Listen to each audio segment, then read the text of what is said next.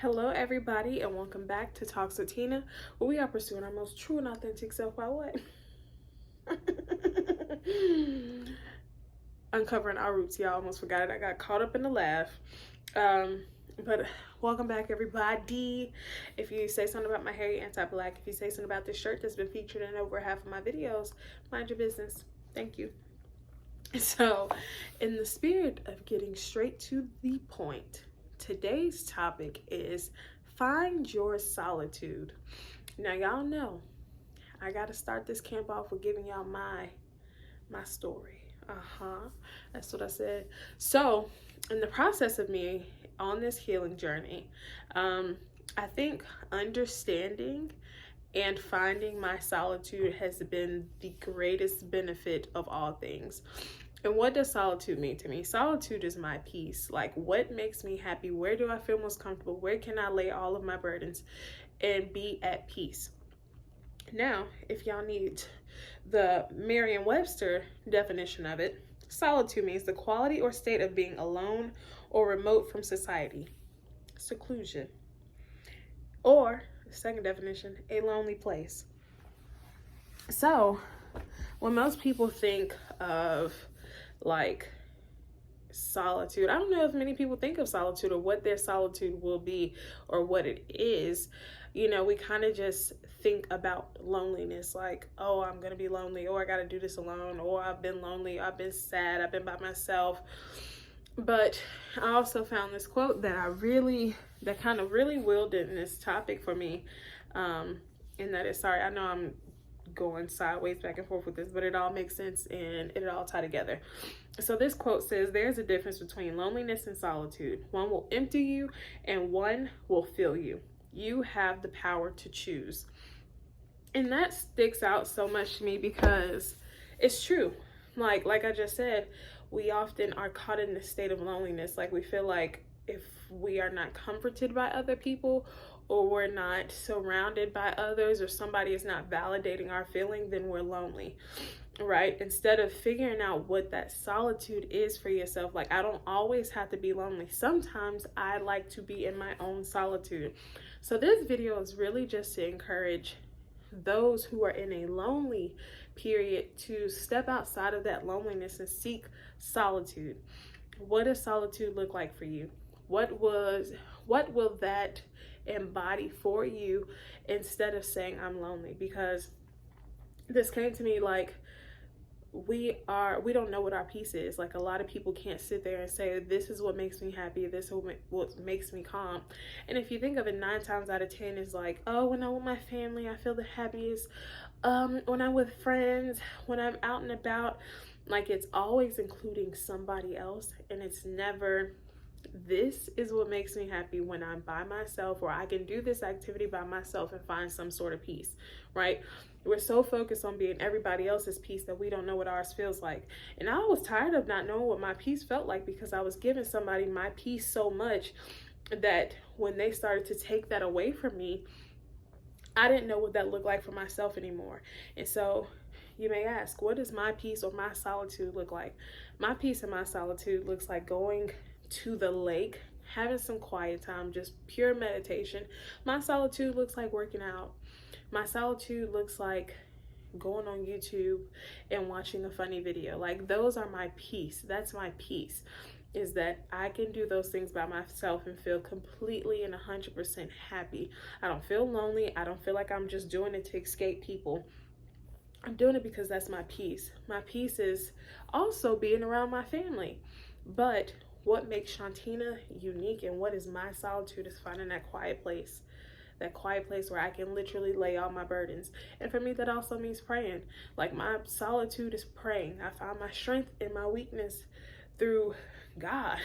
So what does that look like for anybody else? Your solitude may look like going to ride a bike. Your solitude may look like making you a peanut butter and jelly sandwich. Your solitude may look like picking your boogers. I really hope it's not, but I mean, hey, to each his own, you know?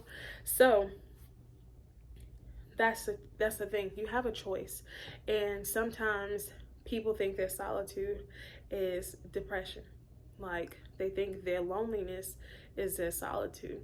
that's not the case. Solitude is not supposed to be depressed.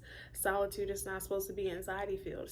Solitude is not supposed to be overwhelming. Solitude is where you say, ooh, these folks have gotten on my nerves. Let me go to my center. Where's my center? Where's my ground? Where's my joy?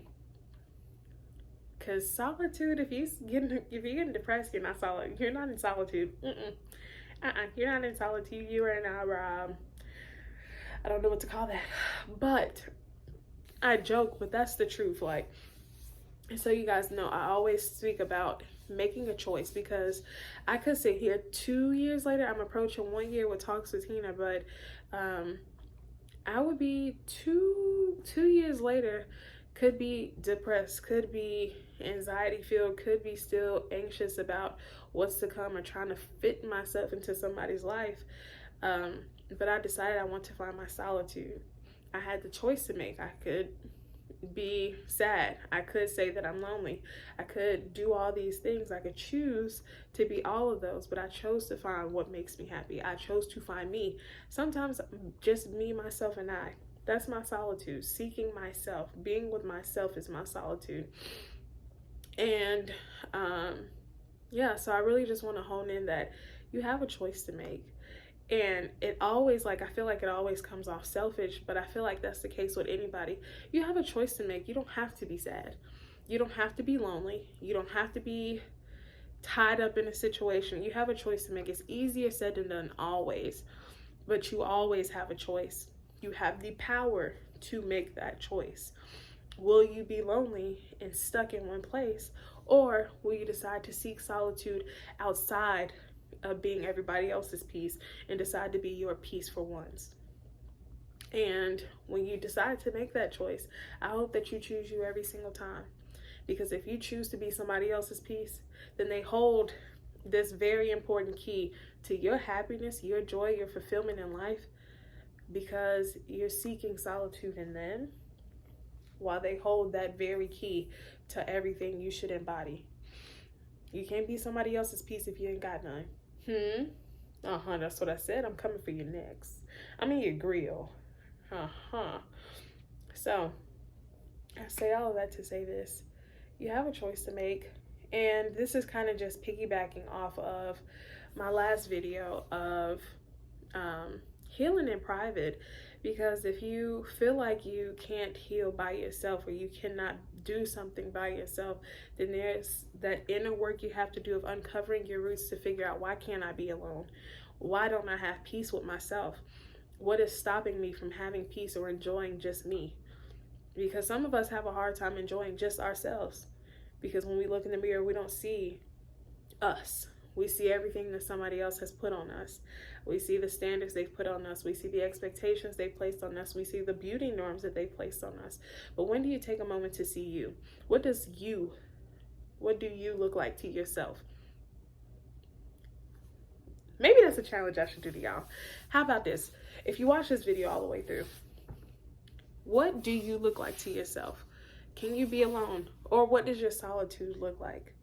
And quite frankly, I think that's the chat.